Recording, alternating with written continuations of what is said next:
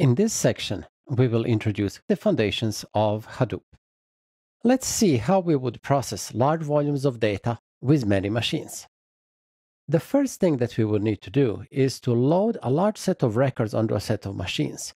That would typically mean that we would need to split this data so every machine gets one subset of data. The next thing we would do is we would take the records that are on each machine and we would do something with these records. Sometimes that would mean extraction of some interesting piece of data. Sometimes we would transform the available data into something new. Now, each of these machines is going to process the subset of data that is residing on this machine.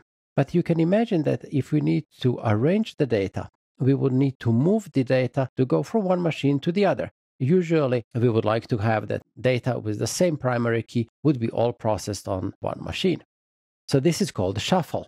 We are going to shuffle these intermediate results between the machines.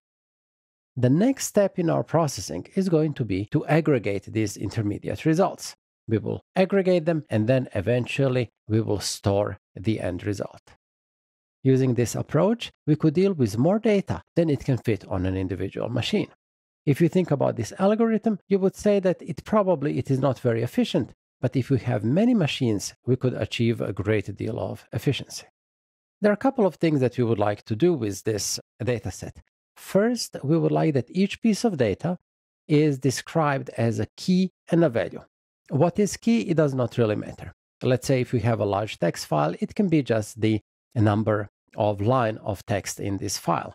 The value can be anything. It can be text, it can be a JSON, it can be some binary data. It doesn't matter what it is.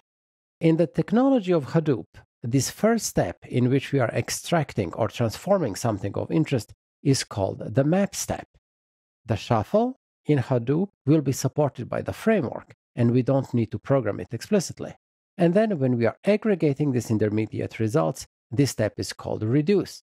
So having the data with some keys and values, having the map function and reduce function that we execute on many machines, this idea represents the foundation of Hadoop.